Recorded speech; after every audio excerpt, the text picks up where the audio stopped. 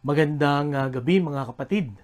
Ang gabing ito ay isang pagpapala buhat sa Panginoon sapagkat ito po'y pinagkaloob niya sa atin upang minsan pa ay atin pong purihin siya, pag-aralan ng kanyang salita at tayo po ay magpanalanginan. Kumusta na po ang bawat isa? Kumusta na po ang ating pang-araw-araw na buhay? Nawa ang bawat isa po sa atin ay may maayos na kalagayan at malakas na pangatawan. Ano po? At patuloy na tayo po ay nagsisikap na mapalapit sa atin pong Panginoon. Nawa sa atin pong patuloy na pag-aaral tungkol po sa pananalangin ay ito po ay naging bahagi na ng atin pong buhay. Nakita po natin ang kahalagahan ng panalangin sa atin pong buhay. Kaya sa atin pong pagpapatuloy mga kapatid, atin na pong buksan ang atin pong mga Bibles sa Psalm 27 verse 4. Psalm 27 verse 4, ang sabi po dito, "One thing I ask of the Lord, this is what I seek, that I may dwell in the house of the Lord all the days of my life, to gaze upon the beauty of the Lord and to seek Him in His temple." Pagpalain po ng Panginoon ang pagkabasa ng kanyang salita, tayo po'y manalangin. Panginoon, salamat po sa araw na ito, sa gabing ito, na patuloy po na inyong binibigay sa amin. Salamat sa pagkakataon na kami po ay magkasama-sama online para po Panginoon purihin ka, pasalamatan ka, pag-aralan yung salita at magpanalanginan. Sa aming pag-aaral ngayong gabi, patuloy na inyo pong itanim sa puso't isipan namin kung gaano kahalaga at kung bakit dapat naming unahin ang laging tumawag Panginoon sa inyo sa bawat araw. Kaya sa gabing ito, Panginoon, sa aming pag-aaral, gabayan mo kami, turuan mo kami, Panginoon, na ito ay maging malaking bahagi ng aming buhay. Sapagat lahat ng ito'y dalangin namin sa pangalan ng Jesus. Amen. Ayon po sa unitypoint.org, ang mga buwan daw po sa isang taon na may pinakamaraming pinanganak at ipinapanganak ay pamula July hanggang October. Ano po? At ang may pinakamarami daw po na may birthday or pinanganak na buwan doon sa 4 na buwan na yon ay August. Ano po? At ayon po sa survey na ito, ang mga pinanganak daw ng August, lalo na yung mga 8 August, ay nabuo noong December sapagkat marami ang mga nagpapakasal ng December at sa US, no, at maging sa Europe na kung saan ay ginawa itong survey na ito, ay yun po ang mga panahon na napakalamig. Okay? Kahit din dito po sa Pilipinas, kung mapapansin nyo po, doon po sa San Pablo, sa church na aking pinagpastoran, ay maraming may birthday ng July at ng August. No? Pero mas marami ang may birthday ng August kaysa July. At alam po natin, every time na may birthday, no, lalo na sa panahong ito, ay laging may cake, no, hindi yan mawawala. At merong isang bagay na pinapagawa muna tayo sa celebrant, no, bago niya i-blow yung candle. At yun ay magkaroon muna siya ng wish, di po ba? At madalas ang nakapaloob sa mga wishes na yun ay napakahalaga sa kanya, no? Napakahalaga sa kapaligiran o napakahalaga sa isang importanteng tao. Di po ba? May mga narinig ako na ang wish ay world peace, no? Parang sagot sa sa isang beauty pageant, no? Or health or long life or success, no, sa career or sa anumang relationships, no? Iba-ibang mga wish. At yun ay mahalaga sa atin na may mga kaarawan, no, na magbibigay ng wish. Sa gabing ito mga kapatid, kung si Haring David ay hihinga natin ng wish, no? Kung halimbawa ay isa-celebrate natin ang birthday niya at hihinga natin siya ng wish, no, bago niya i-blow yung kanyang candle, ay ito po ang kanyang napakatindi na kahilingan sa kanyang buhay. Ito pong verse 4, ito pong pag-aaralan po natin. Ano po? Ulitin ko, ang sabi dito, "One thing I ask of the Lord, this is what I seek, that I may dwell in the house of the Lord all the days of my life, to gaze upon the beauty of the Lord and to seek Him in His temple." Napakatindi po nitong wish na ito, no? Kasi ang sabi niya, "One thing I ask," no? Isa lang ang hinihingi ko. Ang ibig daw pong sabihin nitong one thing dito ay my foremost ambition with utmost importance, no? Ito ang pinakamahalaga sa akin. Ito ang gusto kong mangyari, ito ang gusto kong maabot sa aking buhay, no? Ay yung makilala pa, no? Ay yung makasama ko ang Panginoon habang ako ay nabubuhay. Okay? Nagkaroon na po ba tayo ng wish na ganyan? Lalo na sa atin pong mga birthdays or maging sa bawat araw na lumilipas sa atin pong buhay. Nagkaroon po ba tayo ng pagnanais na makasama ang Panginoon, makilala pa ang Panginoon? Po. Sapagkat itong panalangin ito, itong kahilingang ito ni Haring David, naniniwala po ako sa gabing ito. Ito ang dapat na hindi lamang wish nating lahat, kundi ito po ang ating pagsikapan sa biyaya ng Panginoon na unahin na maabot sa atin pong buhay. Kaya pinamagatan ko po ang ating mensahe ngayong gabi, the utmost priority of men. The utmost priority of men. Ang pinakamahalaga na dapat unahin ng isang tao. Sa gabing ito, marahil ay nai-stress na po tayo, no, sa daming pangangailangan. Ano ang dapat unahin, no? Napakataas ng bilihin, no? Napakaraming bayarin, napakaraming kailangang gawin at matapos, no? Kaya nalilito na tayo, nahihirapan na tayo, no? Hindi na natin alam ang gagawin natin sapagkat hindi natin alam, no, kung ano ang dapat unahin. Tayo po ay aligaga na. Pero mga kapatid, nawa itong pag-uusapan natin ngayon ay magbigay po sa atin ng tamang direksyon, no? Tamang dapat unahin, no? Sa kabila ng napakaraming pangangailangan sa mundong ito. Sapagkat si Haring David during this time, ano po, itong sa Psalm 27, ayon po sa mga Bible scholars, ay si Haring David po ay pinaghahabol dito, no? Hindi lang nila mapinpoint kung ito ba ay nung panahon ni King Saul or nung panahon ito ni Absalom, nung sinulat niya itong Psalm 27. At kung babasahin po natin itong buong chapter na ito, ay makikita po natin na si King David ay hinahabol dito ng kanyang mga kaaway. Ngunit ang mapapansin natin sa verses 1 and 2, ang sabi niya, "The Lord is my light and my salvation, whom shall I fear? The Lord is the stronghold of my life, of whom shall I be afraid?" Okay, and then ang sabi pa sa verse 2, "When evil men advance against me to devour my flesh, when my enemies and my foes attack me, they will stumble and fall." So dahil sa ang Panginoon, ang kanyang liwanag at ang kanyang kaligtasan at ang kanyang tanggulan, no? Wala siyang dapat katakutan sapagkat pagka ang Panginoon ang kakampi mo at ang magtatanggol sa iyo, no? Walang magagawa yung iyong mga kaaway. And then yun nga, pagdating dito sa verse 4, dahil sa ganung pagkakilala ni Haring David sa Panginoon, ang sabi niya, "One thing I ask of the Lord, this is what I seek, that I may dwell in the house of the Lord all the days of my life." Okay? So napakaganda po ng desire, no? Ng pagnanais, no? Na gustong mangyari ni Haring David sa kanyang buhay. Yung makasama niya ang Panginoon, no? At during that time, no po, ang templo ang simbolo ng presensya ng Panginoon. At doon binabasa ang kanyang salita. Kaya gusto ni Haring David na doon lang tumambay, no? Doon lang magstay. Sapagkat sa presensya ng Panginoon, may kapayapaan at may kaligtasan. Sa panahon natin po ngayon, ito po ay lagi nating napapag-aralan kung ang ginagawa natin ay ang kalooban ng Panginoon sa oras na ito, tayo po ay nasa ligtas na lugar, no? Ngunit kung ang ating pong ginagawa ay hindi gusto ng Panginoon, kung tayo po ay malayo sa Diyos sa gabing ito, yan po ang pinakadelikadong lugar na dapat ay iwasan po natin, no? Sa biyaya ng Diyos, lagi po nating sikapin, no? Na ang atin pong gagawin, ang atin pong iisipin, ang ating sasabihin ay kung ano ang kagustuhan ng Panginoon.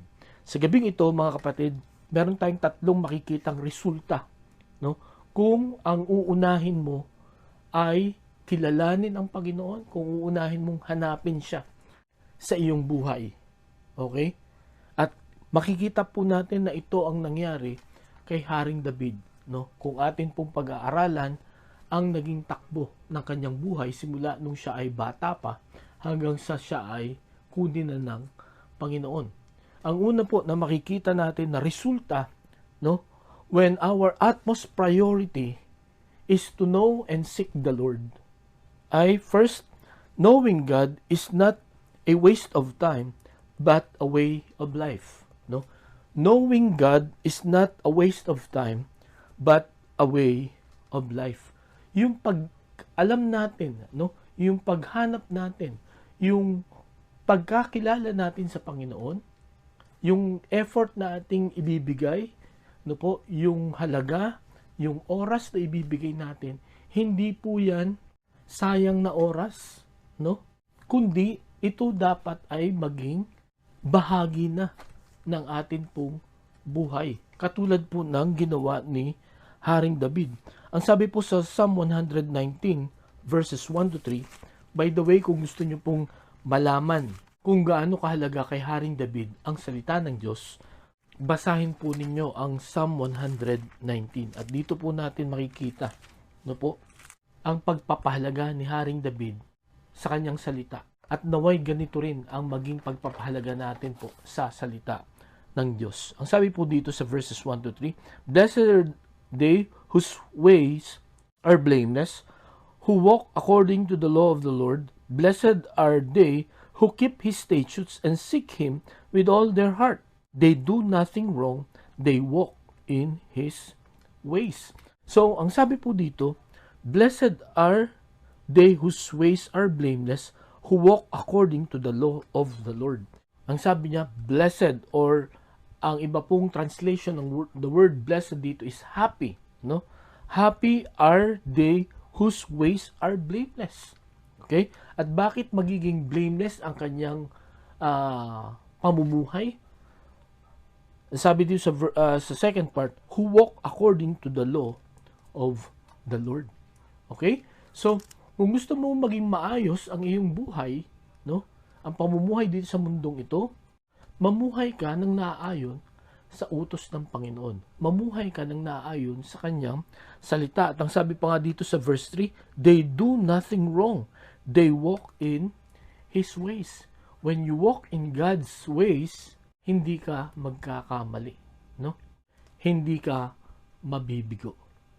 At yan po ang magiging resulta when the utmost priority of our lives is to know God, no? To seek God. Katulad ng sabi ni Haring David dito, no? Hindi po yan waste of time. Hindi po yan pang-abala sa mga importanteng lakad natin, no? Lalo na pagka-conflict. Okay? Ito po ang madalas na sana mga kapatid ay makita natin, no? Na unahin natin ang Panginoon. Sapagkat hindi naman sinasabi ng Panginoon, huwag nyo nang gawin yung mga ibang bagay. Ang kanyang hinihingi, unahin mo siya para maging maayos yung mga sunod-sunod na gagawin mo. Kasi pag pinanghuli natin ang Panginoon, I'm sure ito po ay experience nyo na magkakagulo, no? Masisira lahat ang schedule natin at ang ending, no, ay panghinayang at parang kulang pa rin. Di po ba?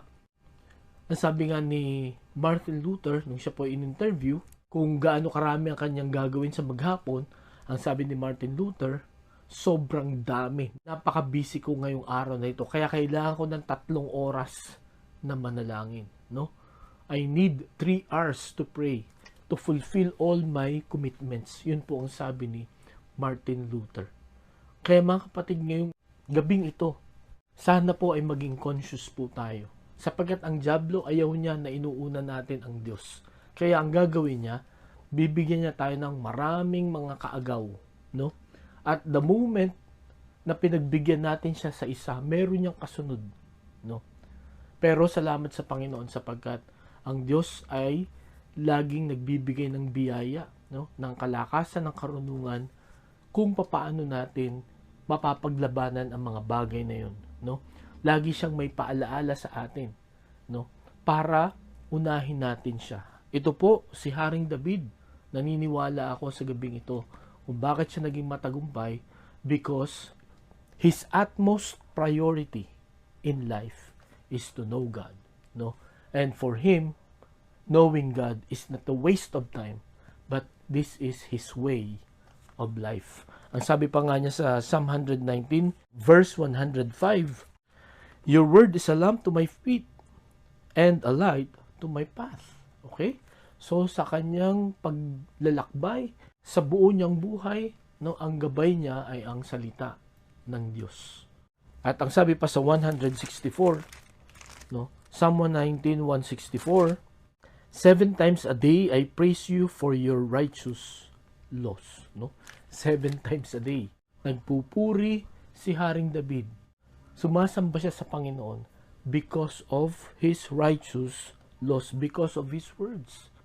Gaya ng sabi ko po sa inyo, kung merong pinakaabala na tao sa isang kaharian or sa isang bansa or sa isang syudad, yun po ay ang hari. Yun po ay ang leader. Sunod-sunod ang mga commitments niyan. At ganun din po itong si Haring David during this time. Pero, binibigyan niya talaga ng oras ang Panginoon. That is his utmost priority. No? Yung oras niya sa Panginoon. Imagine, 7 times a day nagpupuri siya dahil sa salita ng Panginoon. Ngayong gabi mga kapatid, ilang beses nating basahin ang salita ng Diyos. Ilang beses natin itong pag-aralan para mas makilala pa natin siya. Ito ba ay waste of time para sa atin? Or a way of life? No? Sana umabot po tayo sa ganung level na ang salita ng Diyos ay magiging bahagi na ng buhay natin. Parang pagkain. At in fact, sinabi rin sa Biblia na ang salita ng Diyos ay pagkain. So, gaano ka ba kadalas kumain sa isang araw? Kaya mo bang mag-miss ng meal? No? Kaya mo bang hindi kumain ng isang araw? So, nawa, kung gaano natin sinisikap na hindi mag-miss ng meal, sana ganun din po ang pag-aaral natin, no? Pagkilala natin sa Panginoon sa pamamagitan ng pagbabasa ng kanyang salita. So, ang resulta po, when your utmost priority is to seek God, ay, una, knowing God is not a waste of time, but a way of life. So, yun po ang una. Ang pangalawa po, obeying God is not a task, but thanksgiving. No? Obeying God is not a task, but a thanksgiving. Ang pagsunod sa Panginoon ay hindi trabaho, kundi ito ay pagpapasalamat. Okay? Muli, balik po tayo dito sa Psalm 119, sapagkat dito nga po makikita natin kung gaano kahalaga, no? Kung papaano ginamit ni Haring David ang salita ng Diyos sa kanyang buhay. Ang sabi po dito sa Psalm 119 verses 14 to 16, I rejoice in following your statutes, as one rejoices in great riches. I meditate on your precepts and consider your ways. I delight in your decrees. I will not neglect your word. So talagang nagagalak siya, no? At kasama ng kagalakang yun ay pagpapasalamat, no? Because of what he discovered in God's word. At ang sabi po dito, I rejoice in following your statutes, no? Nagagalak ako every time na sinusunod ko ang iyong salita, ang iyong utos sa akin. Ang sabi pa sa Psalm 40, verse 8, I delight to do your will, O my God. Your law is within my heart. Okay? So, dito, makikita natin kung gaano kalalim ang pagnanais ni King David to obey God's commands. Okay? At para sa kanya, it is not a task. No? Hindi ito trabaho. Hindi ito responsibilidad. Kundi ito ay pagpapasalamat. No? Natutuwa siya every time na sumusunod siya sa utos ng Panginoon. Natutuwa siya every time na may nakikita siya sa salita ng Diyos na dapat niyang gawin. No? Natutuwa siya every time na makikita siya sa salita ng Diyos na iniutusan siya na huwag gawin ito or itigil ito. At madalas yun ay kasalanan. Di po ba? Pagka merong kasalanan na dapat tayong itigil, no? Na mababasa natin ito sa Biblia. Si Haring David, ang kanyang attitude, natutuwa siya. Okay? Bagamat alam natin, no, na siya ay bumagsak, pero siya po ay bumalik ulit sa Panginoon. Hindi siya lumayo, no? Siya ay humingi ng tawad at siya ay bumalik sa Panginoon. So ngayong gabi, ito rin po ang gusto kong makita ng bawat isa po sa atin, no? Na ang pagsunod sa Panginoon, sana hindi po ito isang kabigatan sa atin, no? Sana hindi po ito parang tinitingnan natin na pahirap sa atin, kundi ito po ay isang paraan ng pagpapasalamat, no? Sapagkat kung atin pong titingnan itong mga instructions ng Panginoon, gaya ng atin pong pinag-aralan in the past, ang mga utos ng Panginoon ay para po sa ikabubuti natin, para sa kaiaayos ng ating pong buhay, no po? Para mas magkaroon ng kahulugan at kabuluhan ang buhay natin sa mundong ito. Sundin po natin ang salita ng Diyos bilang pasasalamat, sapagkat dahil po sa katigasan ng ulo natin, pwede na tayong pabayaan ng Panginoon, pwede na tayong sirain ng Panginoon. Pero salamat sa Diyos sapagkat siya ay laging nagbibigay sa atin ng panibagong pag-asa, panibagong pagkakataon. Pero nawa ang tugon natin sa panibagong pag-asang yun at pagkakataon sa mahabang pasensya ng Panginoon, nawa ang maging tugon natin ay pagtalima, pagsunod sa Kanya. Hindi yung lalo tayong lalayo at lalo nating gagawin yung hindi kalooban ng Panginoon. Mga kapatid, ngayong gabi, when our utmost priority is to seek the Lord, to know Him, obeying the Lord is not a task, but a thanksgiving. Kaya, kailan tayo huling nagpasalamat? Dahil may nabasa tayo, may napag-aralan tayo na utos ng Panginoon. Mga kapatid, ipagpasalamat po natin, no, pagka tayo po ay pinapatigil ng Panginoon sa paggawa ng mali, sa paggawa ng hindi niya kalooban, sapagkat yun po ang makakabuti sa bawat isa atin. At magpasalamat tayo pagka tayo inuutusan ng Panginoon, lalo na kung yung inuutos niya ay parang hindi pa natin nagawa at tayo ay natatakot. Magtiwala tayo sa Panginoon sapagkat ang bagay na yan ay kanyang ipinagkaloob, no, para maging maayos, para maging matagumpay ang ating pong buhay. Number 1, na resulta, kung uunahin natin ang Panginoon, knowing God is not a waste of time, but a way of life. Second, obeying God is not a task, but thanksgiving. At ang pangatlo na resulta ay serving God is not a burden, but a blessing, no? Ang paglilingkod sa Panginoon, hindi po ito kabigatan, no? Hindi po ito pahirap sa atin, kundi ito po ay pagpapala. Ang sabi po sa Job chapter 36 verse 11, if they obey and serve Him, they will spend the rest of their days in prosperity and their years in contentment. Okay? Ang ganda nung sabi po dito, no? If they obey and serve Him, they will spend the rest of their days in prosperity and their years in contentment. Yan po ang mangyayari sa atin when we serve the Lord. Mararanasan po natin ang mga pagpapala. Pero hindi po dito sinasabi na gaga ng buhay natin, mawawala na yung mga problema natin, yayaman na tayo, no?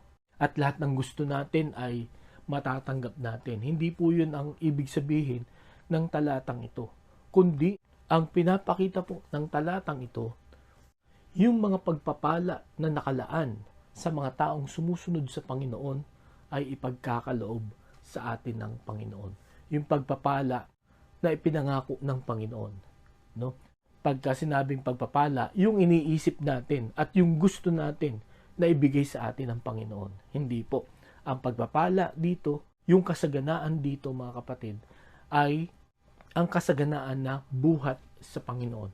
At madalas mga kapatid, yung kasaganaan, yung pagpapala na iniisip natin at impluensya ng mundong ito ay hindi po sapat no, katulad ng mga material na bagay na panandalian lang, no, na madaling masira. Ang pagpapala na buhat sa Panginoon, ito po ay satisfying, fulfilling, at pangmatagalan. Ano po? So yun po ang ating asamin every day, no? Lalo na sa ating pagsunod at paglilingkod sa Panginoon. So sa atin pong paglilingkod ngayong gabi, kumusta po? Ano ang nararamdaman po natin? No?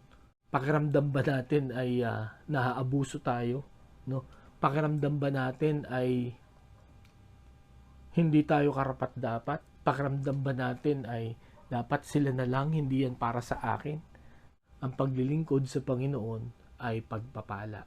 Ang sabi po sa Colossians chapter 3 verses 23 to 24, whatever you do, work at it with all your heart, as working for the Lord, not for men, since you know that you will receive an inheritance from the Lord as a reward. It is the Lord Christ you are serving. So maganda po itong sinabi ni Apostol Pablo sa mga Colossian believers. Kahit anong ginagawa mo, no, give your best, no, para sa Panginoon. Sapagkat ang Panginoon, bibigyan niya tayo ng gantimpala. Kaya wala kang lugi, no? Wala kang panghihinayangan. Kung maubos man ang oras mo, ang lakas mo, at kayamanan mo, no, sa paglilingkod sa Panginoon. Sapagkat papalitan lahat yan ng Panginoon, no? Alam po natin, ang sabi ng isang mangangaral, we cannot outgive God, no? Hindi natin kayang talunin ang Panginoon sa pagbibigay. Hindi kakalimutan ng Panginoon at maaaring hindi niya gagantimpalaan ang mga efforts natin pong ibinigay para sa Kanya. Ngayong gabi mga kapatid, pinakita po sa panalangin ito ni Haring David kung ano yung priority ng buhay niya, no? What is his utmost desire, no? Utmost priority in his life, and what should be our utmost priority in life. Yun po ay hanapin at kilalanin ang Panginoon. At ang magiging resulta po nito, kung ito ang atin pong laging ninanais sa atin pong buhay, makikita po natin that knowing God is not a waste of time, but a way of life. Obeying God is not a task, but a thanksgiving. And serving God is not a burden, but a blessing. Mga kapatid, sa gabi ito, kung uubusin natin ang ating oras, ang atin pong panahon, ang atin pong mga kayamanan sa ibang bagay, marirealize po natin na laging may kulang, no? Hindi po tayo masaya, hindi po tayo satisfied. Pero sa gabing ito, kung bibigyan natin ng panahon, no, ipagkakalob natin yung ating lakas, no, at ating mga kayamanan para makilala natin ang Panginoon, marirealize po natin na ito ang matagal na nating hinahanap. Ito ang magbibigay sa atin ng totoong kapayapaan at kasiyahan sa mundong ito, yung makilala ang ating Panginoon. Lastly, meron po akong gustong dalawang verse na basahin po sa inyo. No, ito po ay ang kamatayan ni King Saul at ang kamatayan ni King David. Tingnan niyo po ang difference, no? Sa 1 Chronicles chapter 10 verses 4 to 6, ang sabi po dito, Saul said to his armor bearer, "Draw your sword and run me through, or these uncircumcised fellows will come and abuse me." But his armor bearer was terrified and would not do it. So Saul took his own sword and fell on it. When the armor bearer saw that Saul was dead, he too fell on the sword and died. So Saul and his 3 sons died, and all his house died together. So napaka-tragic ng ending ng buhay ni King Saul, ang first king ng Israel. At ito po ang sabi pa sa verse 13 and 14. Saul died because he was unfaithful to the Lord. He did not keep the word of the Lord, and even consulted a medium for guidance, and did not inquire of the Lord. So the Lord put him to death and turned the kingdom over to David, son of Jesse. So yung summary ng buhay niya, no, ay ito, kaya siya namatay ay dahil siya ay hindi nagtapat sa Panginoon. At in fact, may kinonsulta pa siyang ibang medium, no? Kumbaga, yun ay total insult sa Panginoon. Ngunit tingnan naman po natin ang kamatayan ni Haring David sa 1 Chronicles chapter 29 verses 26 to 28. Ang sabi dito, David, son of Jesse, was king over all Israel. He ruled over Israel 40 years, 7 in Hebron and 33 in Jerusalem. He died at a good old age, having enjoyed long life, wealth, and honor. His son Solomon succeeded him as king. So, nakita niyo yung difference? Namatay si Saul, no? Dahil siya ay unfaithful at maging yung kanyang mga anak ay namatay. At yung klase ng kamatayan niya, siya ay nag-suicide, no? Nagpakamatay siya. Pero si King David, dahil ang kanyang utmost desire is to know God, to seek the Lord, ito ang naging ending ng kanyang buhay. Ito ang summary ng kanyang buhay. Ang sabi dito, sa verse 28, He died at a good old age, having enjoyed long life, wealth, and honor. His son Solomon succeeded him as king. Okay? Si King Saul, lahat ng anak niya namatay. Kaya walang successor. Pero si King David, no, namatay siya at a good old age, no, 70 years old, having enjoyed long life, wealth, and honor. No? Na-enjoy niya yung kayamanan, yung karangalan, no, na ibinigay sa kanya ng Panginoon. Tapos yung anak niya ang sumunod na naging hari. No? Kumbaga, nagkaroon siya ng successor. At naniniwala ako ngayon gabi, mga kapatid, that we will also experience what David experienced if our utmost priority in life is to know and seek the Lord. At gusto ko pong ipaalala ulit sa bawat isa, nagsimula si Haring David as a shepherd, as a simple man, no? At dahil sa kanyang continuous obedience to God, ito po ang ending ng kanyang buhay. Si Saul, lagi siyang sumusuway sa Panginoon, kaya tragic ang ending ng kanyang buhay. Mga kapatid, salamat sa Diyos sapagkat isinulat niya ito. Dalawang ending. Sapagkat sa atin po ngayon, no, makikita po natin kung anong ending ang gusto nating mangyari sa atin pong buhay. Ngunit ang mahalaga sa gabing ito, na dapat pong matanim sa puso't isipan natin. Our utmost priority is to seek and know our God. Tayo po'y manalangin. Panginoon, salamat po sa paalala mo sa amin. Salamat sa inyong salita. Salamat ulit sa awit na ito ni Haring David. Nawa ito ay mag-ayos ng aming pag-iisip sa gabing ito kung anong dapat unahin. Napakaraming demands ng buhay na ito. Nawa makita namin sa gabing ito na ikaw ang dapat naming unahin. You are the source of everything. Ikaw ang source ng solusyon sa lahat ng amin pong mga problema. Nawa makita namin ito, maranasan namin ito, at huwag ka naming ipagpalit sa kahit ano, Panginoon. Salamat po. Ito ang aming dalangin sa pangalan ni Jesus. Amen. Salamat po sa inyong pakikinig. Pagpalain tayo ng Panginoon at magandang gabi po sa bawat isa.